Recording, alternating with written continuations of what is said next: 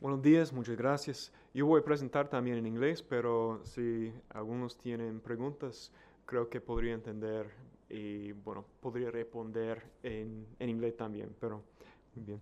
So my talk is about the virtue of religion in Francisco Suárez and about his use of it to navigate the question of religious pluralism.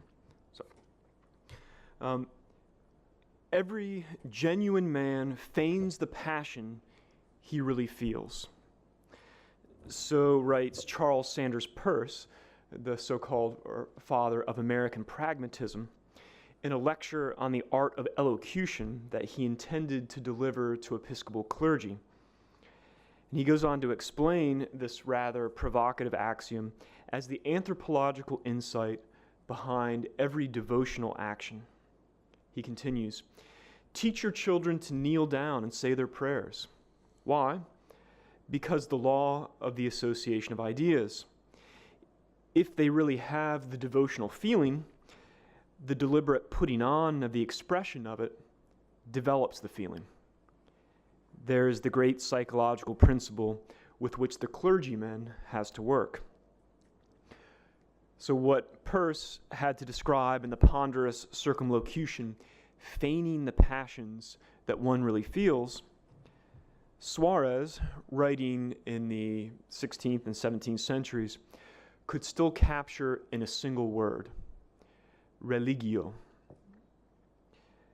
Religio still meant to Suarez, in other words, what it meant to Cicero and a whole line of thinkers proceeding from him. Not principally a set of beliefs or a species within the sociological genus of world religions, but a moral virtue disposing us to render, and this is Cicero's definition, to render care for and worship of a higher order of nature which men call divine.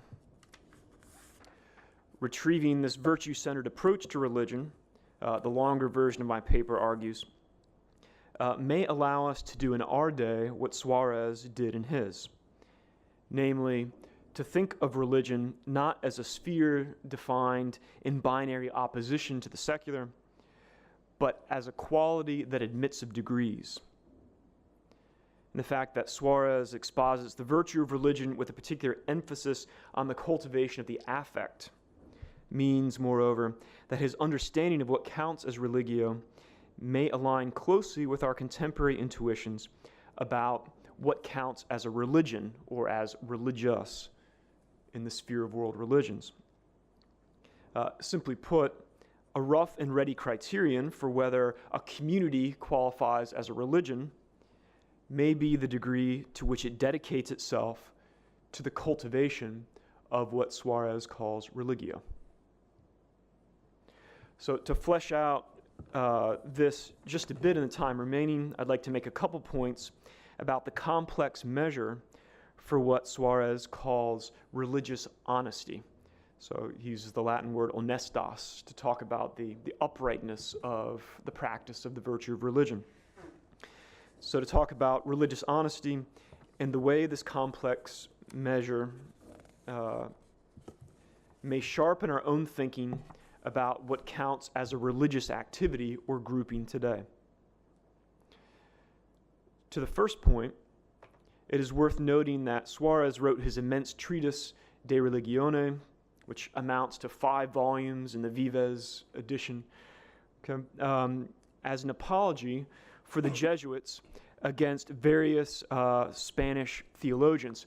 Most of them were Dominicans. I don't know where Father Julio is here, but he was... oh, hey, there he is.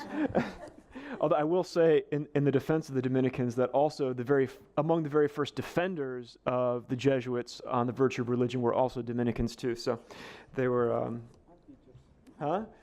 and teachers.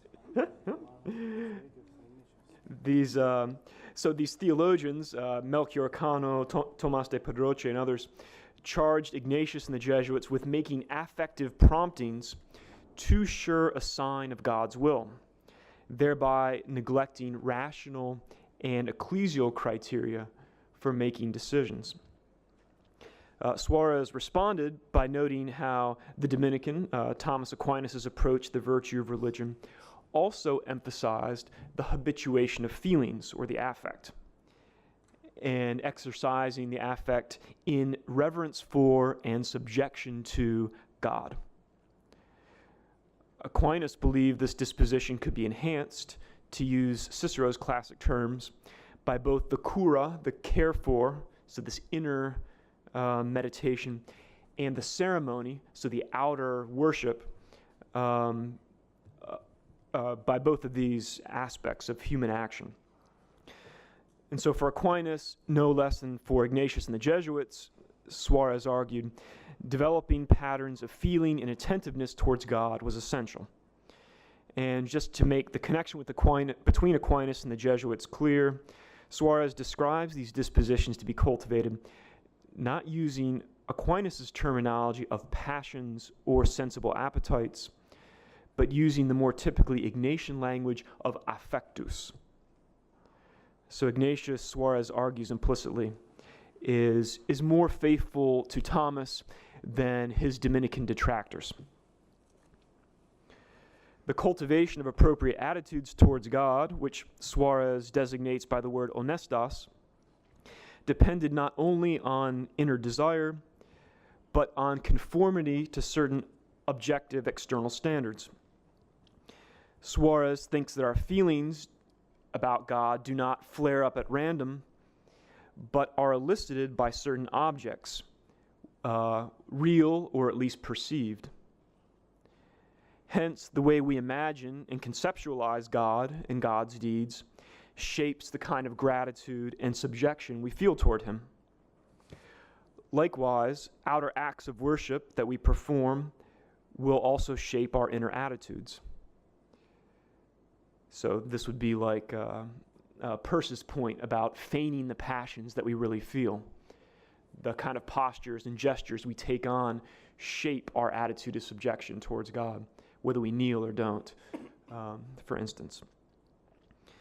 And the most honest acts of worship will therefore be not those whose outer shape we devise, but those commanded by God. So the paradigm instance of this for Suarez will, of course, be the Catholic Mass. So integrating these intellectual and cultic dimensions into the virtue of religion, Suarez can fulfill two desiderata. On the one hand, he can show why the religion offered by Catholics is the most honest, having the greatest honestas. On the other, he can also show why the religion offered by non-Catholics declines from this ideal by degrees. So not all non-Catholics are the same. Those who understand God to be one, for instance, such as Jews or Muslims, as Professor Fastigi was pointing out, come closer to religious excellence than polytheists or animists. Likewise, those who worshiped God with acts compatible with natural law had more honest religion than those who worshipped with child sacrifices, for instance. And so to bring out these distinctions, he introduces a distinction not thematized in Aquinas between what he calls empty worship, and he uses the word vanus, or vanus, and base worship, turpus. So vanus is that which is not commanded by God, but still in conformity with natural law. Turpus, that which is neither commanded by God nor in conformity with natural law. And he will often use these distinctions to protect the innocent and restrict the coercive power of Christian princes. Again, as Professor Fastigi has already pointed out. So Christian princes are permitted to coerce non-Christians only to prevent acts of worship deemed intrinsically evil, such as child sacrifices or things like that. So how is Suarez's criterion for assessing the honesty of religion useful to us today? On the one hand, and perhaps most importantly, it makes religion less exclusively a matter of belief systems. Philosophies and political platforms are also belief systems, but people intuitively distinguish them from religions. And and even some worldviews that include assent to the existence of a transcendent being, such as Enlightenment deism, don't count as religion to our sensibilities, at least our everyday sensibilities. The other criteria of reshaping the affect and reverence, in doing so through external cultic acts, are equally, if not more important for Suarez. And they are perhaps so for us too. I think we intuitively tend to think of Buddhism, for instance, as more religious than Enlightenment deism, even though it lacks belief in a positively transcendent deity. But it has a lot more cultic acts, and for instance, than deism does. On the other hand, the reshaping of the affect through praxis is not enough for Suarez. Otherwise, soccer in the Primera Liga would be a religion, because we go there, we clap, we participate externally, and we develop loyalties to teams.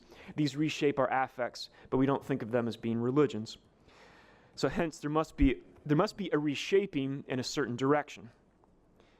So if we define this reshaping not positively as increasing subjection to a transcendent creator, but negatively as indifference to created goods, especially those goods that make up the satisfactions of what Charles Taylor calls ordinary life, property, security, autonomy, sex, family, then I think we have a pretty good definition of what people instinctively call religious.